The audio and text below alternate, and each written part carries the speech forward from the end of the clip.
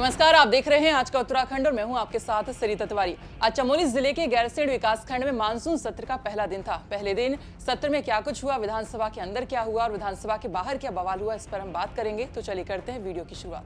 चमोली जिले के गैरसेण विकासखंड में आज मानसून सत्र का पहला दिन था। पहले दिन केदारनाथ की स्वर्गीय विधायक शैला रानी रावत और चंपावत के स्वर्गीय पूर्व विधायक कैलाश चंद्र गहतोड़ी को सीएम धामी ने श्रद्धांजलि अर्पित की। सीएम धामी ने सदन में कहा कि स्वर्गीय शैला रानी रावत केदारनाथ विधानसभा के क्षेत्र के लोगों के बीच में हमेशा उनके संघर्षों के साथ खड़ी रही हैं। उनका जाना एक अपूर्णीय क्षति है। साथ ही सीएम धामी ने चंपावत से विधायक रहे स्वर्गीय कैलाश चंद्र गहतोड़ी के निधन पर शोक प्रकट करते हुए कहा कि स्वर्गीय गहतोड़ी वन विकास निगम के अध्यक्ष थे। उनका जाना मेरे लिए व्यक्तिगत रूप से भारी कष्ट है और एक अंदरूनी क्षति है। उनकी कमी सदा मेरे जीवन में खलती रहेगी। मुख्यमंत्री ने कहा कि उन्होंने सदा मेरा मार्गदर्शन करने का कार्य किया है। चंपावत क्षेत्र के विकास के लिए वे पूर्ण रूप से समर्पित रहे। साथ ही उन्होंने विधानसभा के मानसून सत्र को लेकर कहा कि जल्द से जल्द अनुपूरक बजट लाया जाएगा और जो सामान्य बजट को अच्छी तरह से धरातल पर उतारने का काम करेगा ताकि हर क्षेत्र तक विकास पहुंचे। पहले दिन हमारे विधायक केदारनाथ शैला रानी रावत जी का देहांत हुआ और उनको श्रद्धांजलि दी जाएगी। चंपावत के पूर्व विधायक वन विकास निगम के अध्यक्ष कैलाश गहतोड़ी जी का भी देहांत हुआ था।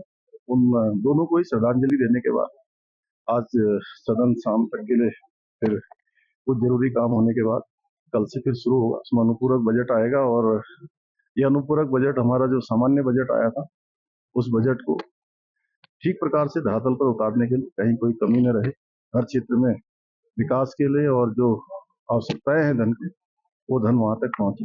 अनुपूरक बजट उसको पूरा करेगा। अच्छा माहौल है, पक्ष विपक्ष सब मिलकर अच्छा करें। हम तो विपक्ष के साथियों से भी कहेंगे सकारात्मक रूप से सभी चर्चा में भाग लें। वहीं पूर्व मुख्यमंत्री हरीश रावत ने गैरसेण में 1 घंटे का उपवास किया, जिसके बाद पूर्व मुख्यमंत्री हरीश रावत ने गैरसेण के विभिन्न गांवों से आई महिला मंगल दलों के साथ गैरसेण मार्केट से रामलीला फील्ड गैरसेण तक रैली निकाली।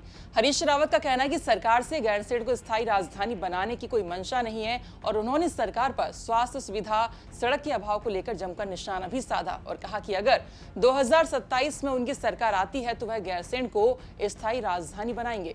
16 में ही स्पष्ट कर दिया था कि हम 2020 तक गैरसेण में सारा इंफ्रास्ट्रक्चर बनाएंगे और 2022 से पहले गैरसेण में उत्तराखंड की राजधानी ले आएंगे। हमने इंफ्रास्ट्रक्चर बनाने की शुरुआत की और इन्होंने हमको हटा दिया, षड्यंत्र करके हटा दिया और हम उसको सार्थक करते 2027 में लोग कांग्रेस को लाएं। यदि ये नहीं करेंगे तो कांग्रेस राजधानी बनाएगी। राई नहीं महसूस कर रही है, अपमानित भी महसूस कर रही है। आप नहीं मना सकते थे, नहीं मनाते, लेकिन आपने झूठ बोल रहे हैं। लिखा है ग्रीष्मकालीन राजधानी गैरसेण, नेशनल हाईवेज में बोर्ड लगा करके रखे हैं। ये अपमान है गैरसेण की जनता का, ये अपमान है चमोली की जनता का, ये अपमान है उत्तराखंड की जनता का, ये अपमान है राज्य आंदोलन का, ये अपमान है शहीदों का।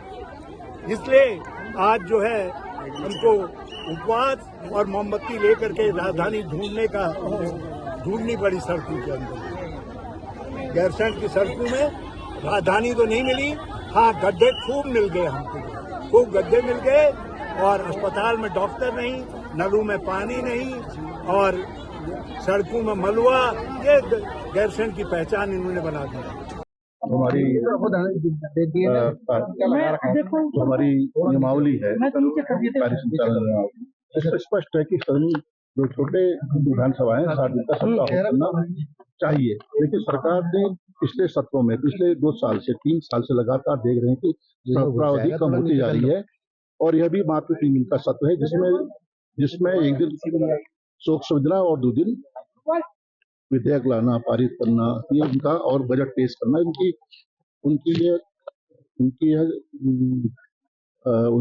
यही तक सीमित है। उनकी सोच, वो चाहते हैं कि किस तरह से हमारा बजट पास हो जाए और फिर सदन को स्थगित कर दें। इसके अलावा गैरसेण में मूल निवास और भू कानून लागू करने की मांग को लेकर विधानसभा कूच कर रहे 50 से अधिक प्रदर्शनकारियों को पुलिस ने काला माटी बैरियर पर रोक लिया और इस बीच प्रदर्शनकारियों और पुलिस के बीच जबरदस्त झड़प देखने को मिली है। करीब 1 घंटे तक चली जद्दोजहद और धक्का मुक्की के बाद प्रदर्शनकारी केंद्रीय संयोजक मोहित डिमरी के नेतृत्व में आगे निकलने में कामयाब रहे, लेकिन दिवाली खाल बैरियर से उन्होंने आगे बढ़ने नहीं दिया। इस दौरान प्रदर्शनकारियों ने सरकार और पुलिस प्रशासन के खिलाफ जमकर नारेबाजी की और उन्हें दिवाली खाल बैरियर से आगे बढ़ने से रोक लिया। हमें चाहिए मूल निवास, मूल निवास, मूल निवास। हमें चाहिए भूखंड।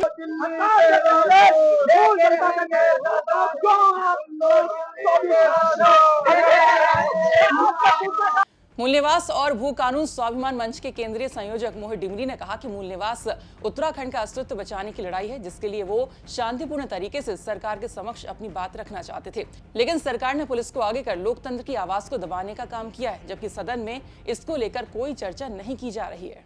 जमीनें हैं वो एक तरह से भूमिहीन हो रहे हैं, बाहर से आने वाले माफिया जमीनें कब्जा रहे हैं। हमारी स्थायी राजधानी गैरसैंण के सवाल पर सरकार मौन है। विधानसभा सत्र में इन मुद्दों को लेकर कोई चर्चा नहीं हो रही है।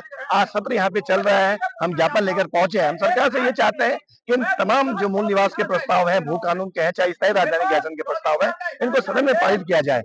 लेकिन सरकार बिल्कुल भी इन मांगों को सुनने के लिए तैयार नहीं है। इन मांगों को अनदेखा किया जा रहा है। तो हम क्या करें? हम सड़कों पे लड़े तो क्या करें? तो हमने तय किया है 1 सितंबर को गैरसैंण में एक स्वाभिमान महारैली होगी, जिसमें हजारों लोग जुटेंगे। इन तमाम सवालों को लेकर सड़कों पे आएंगे और सरकार से हम पूछेंगे कब तक आप हमें हमारे राज्य में हमारे अधिकारों को देंगे। आपको बता दें कि सत्र 23 अगस्त तक चलेगा। सत्र में कल क्या होता है इसकी जानकारी कल लेकर आएंगे आपके साथ। और फिलहाल ये थी चमोली से हमारे सहयोगी कमल नयन की रिपोर्ट। और जाते जाते आज का विचार, ऐसे व्यक्ति को संभाल कर रखें जिसने आपको ये 3 भेंट दी हो: समय, साथ और समर्पण।